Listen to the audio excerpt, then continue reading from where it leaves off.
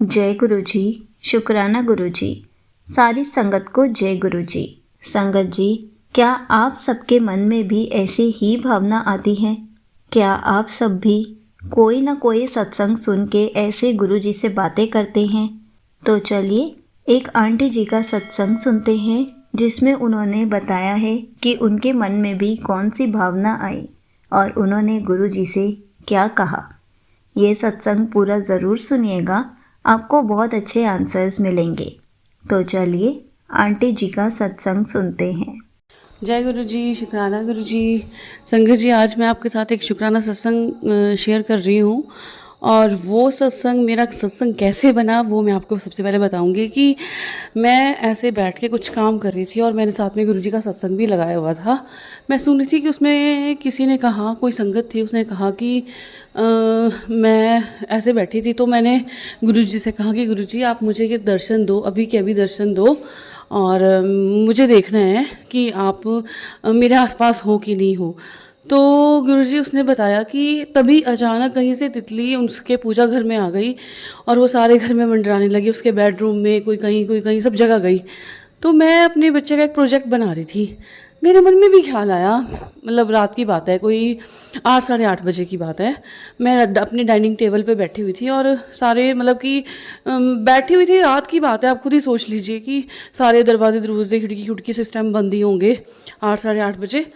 तो मैं ऐसे बैठी थी, मेरे मन में भी ऐसे ख्याल आ गया कि सच में गुरुजी ने उनको दर्शन दिए, तो क्या गुरुजी आप मुझे भी दर्शन दे सकते हो?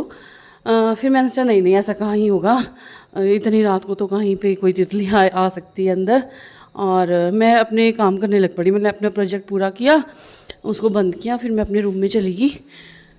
फिर मैं थोड़ी देर के बाद ऐसे आई, मैं कहा चलो पूजा घर की लाइट, गुरुजी को गुड नाइट बोल देती हूँ और पूजा घर की लाइट भी बंद कर देती हूँ। छोटी सी लाइट जलाते हैं हम वहाँ पे, तो बड़ी रात को बंद कर देते हैं। तो मैंने सोचा कि चलो बंद कराती हूँ।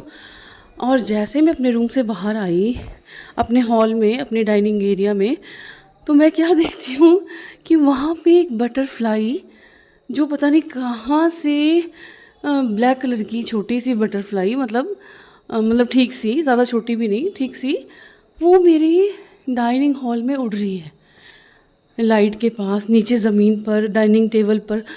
और मैं तो वहीं पे बैठ गई, जय गुरु जी, जय गुरु जी करती रही। और मैंने गुरु जी से सबसे पहले तो माफ़ी मांगी, गुरु जी मुझे माफ़ करना, मैं पता नहीं क्या मेरे दिमाग में आया कि मैंने क्यों ऐसा बोल दिया, और कहाँ से अभी तक तो नहीं आई, काफ़ी, अभी देखो आज भी बैठी हूँ, डाइनिंग हॉल पर ही हूँ, डाइनिंग हॉल में ही हूँ अपने, और यहीं बैठी हूँ, घूम रही हूँ, मतलब कि जैसे बात कर रही हूँ तो मतलब जैसे मैं अपना सत्संग शेयर कर रही हूँ तो वहीं पे घूम रही हूँ, तो ऐसा कुछ नहीं है। और पता नहीं कहाँ से, मतलब इतना टाइम हो गया हमें यहाँ पे, पर कहाँ से वो बटरफ्लाई आई, मुझे यकीन ही नहीं हुआ।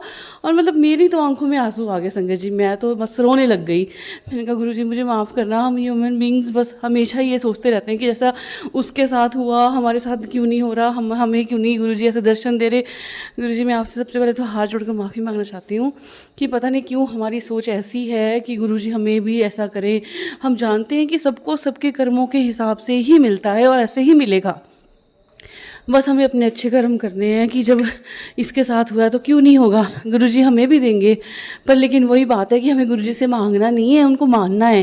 संगत जी मैं तो बस इतना कहना चाहती हूँ कि हमें गुरुजी पर पूरी श्रद्धा रखनी है कि जब गुरुजी एक इतनी सी इच्छा को, मतलब कि एक इतनी सी बात को भी वो अनसुना नहीं करते हैं, कि जैसे वो मैंने सिर्फ इतना बोला कि गुरुजी हमें भी ऐसे दर्शन देते, तो देखो गुरुजी ने उसी वक्त हमें वो चीज़ दी। मैं आपको बताना चाहती हूँ कि गुरुजी कभी किसी छोटी सी इच्छा को भी आपकी अनदेखा नहीं करेंगे, बस अपने कर्म अच्छे रखिए। मैं अपने आप को भी यही बोलती हूँ, गुरुजी अच्छे कर्म आप करवाओगे, हम तो रोज़ कुछ ना कुछ गड़बड़ करते हैं, कुछ ना कुछ गलत करते हैं, मतलब होता है, नहीं भी चाहें तो कभी कभी हो जाता है संगत जी, हम इंसान हैं, आखिर मन में कई चीज़ें चल पड़ती हैं, किसी को देख के कुछ बोल दिया जाता है। तो मैं गुरुजी को बस इतना बोलती हूँ, गुरुजी प्लीज़ अगर आप हमारे साथ हैं, हमारे अंग संग हैं गुरुपा, तो हमें ऐसी बेवकूफ़ियाँ करने से रोकिए, हमें ऐसी गलतियाँ करने से रोकिए, ताकि हम अपने कर्म सुधार सकें, हमसे ये ऐसा कुछ ना हो। ना ही तो मैं चाहती हूँ मेरे सामने कोई चीज़ ऐसी आए कि मुझे ऐसे बनना पड़े। प्लीज़ गुरुजी हम सब संगतों पे अपनी कृपा बनाए रखना गुरुजी। और जो आंटी जी मेरा सत्संग शेयर कर रही हैं उन पर भी अपनी कृपा बनाए रखना गुरुजी। जय गुरुजी, शुक्राना गुरुजी, अनंतम अनंतम शुक्राना गुरुपा, कोटि कोटि शुक्राना गुरुपा, हर पल का शुक्राना, हर सांस का शुक्राना गुरुपा। जो दिया है उसका भी शुक्राना, जो नहीं दिया है उसका भी शुक्राना, और आप जो देने वाले हो उसका भी शुक्राना गुरुजी। जय गुरुजी। अब मैं गुरुजी का मंत्र जाप करूँगी। संगत जी आप भी मेरे साथ कीजिए। ओम नमः शिवाय, शिवजी सदा सहाय। ओम नमः शिवाय, गुरुजी सदा सहाय। जय Guruji. Thank you so much aunty ji, आपने अपना सत्संग पूरे गुरु परिवार के साथ शेयर किया। संगत जी, ये बात तो बिल्कुल सच है। जब हम कोई भी सत्संग सुनते हैं तो हमारे मन में भी यही इच्छा होती है कि गुरुजी आप हमें भी ऐसे ही दर्शन दे दीजिए, या फिर आप भी हमारे साथ ऐसा ही कोई मिरेकल कर दीजिए। हम इंसान हैं ही ऐसे कि हमारे मन में एकदम से इच्छा उत्पन्न हो जाती है और हम गुरुजी से एकदम से बोल देते हैं, लेकिन हम ये बात भूल जाते हैं कि गुरुजी तो हमें हर पल अपनी प्रेजेंस फील कराते ही रहते हैं।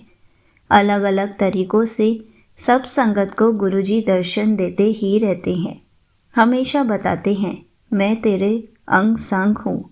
उसके बाद भी हम कोई ना कोई अलग रूप में गुरुजी के दर्शन मांग लेते हैं, जो कि हमें नहीं करना चाहिए, क्योंकि गुरुजी हमेशा हमें अपनी प्रेजेंस फील कराते हैं, हमारे अंग संग रहते हैं, इतने मिरेकल्स करते हैं, हमारी लाइफ को चेंज कर देते हैं, हमारे कष्टों को छोटे में कटवा देते हैं। तो हमें तो बस गुरुजी का शुक्राना करना चाहिए कि गुरुजी आप हमें इसी जन्म में मिले, आप हमारे अंग संग रहते हैं। हमें तो किसी भी बात की कोई भी चिंता करने की ज़रूरत नहीं है। अगर गुरुजी हमें किसी और रूप में दर्शन दे रहे हैं, कम से कम हमें दर्शन तो मिल रहे हैं। हर संगत को गुरुजी अलग अलग रूपों में दर्शन देते हैं, तो हमें गुरुजी को उसी के लिए शुक्राना करना चाहिए। जय गुरुजी, शुक्राना गुरुजी।